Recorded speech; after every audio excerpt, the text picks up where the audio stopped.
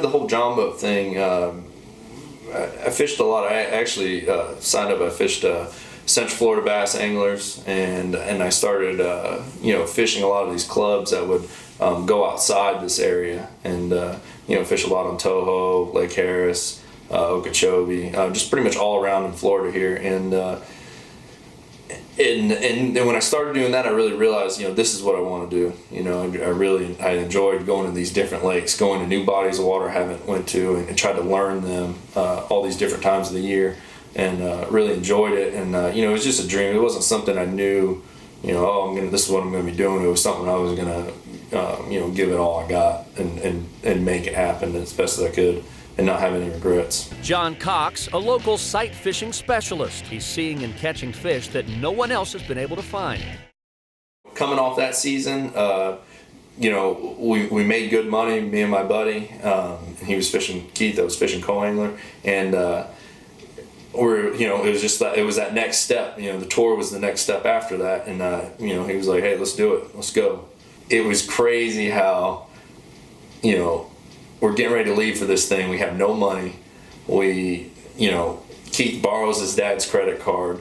We get on the road. We get all the way there. And it was just, it was like, this is it. This is our last chance.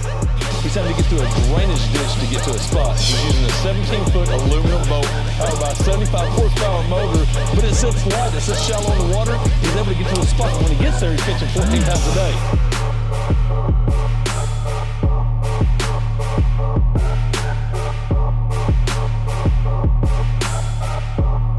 John Cox leading the tournament going into the final day. I was leading the tournament, and Keith was in second the whole time, and I actually drew the co-angler that was leading. So I had the co-angler that was leading, and I knew if I went to my spot where I was going through this tunnel, that my co-angler would win and Keith wouldn't win.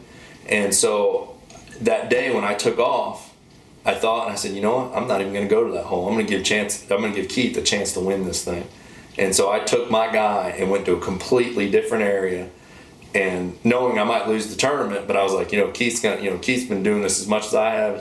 He wants to win when he was in second place, and Keith ends up winning the co-angler side day 3. My guy catches 0, I catch about 12 pounds. I barely keep the lead. That's got you in first place with 40 pounds and 11 ounces. Your champion is John Cox.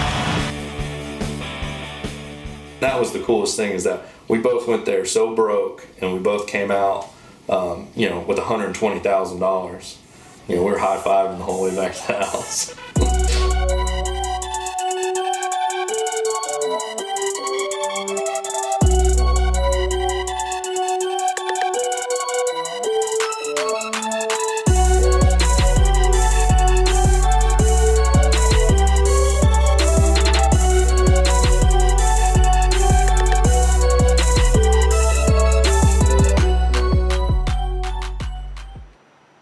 Get them around the back of the boat.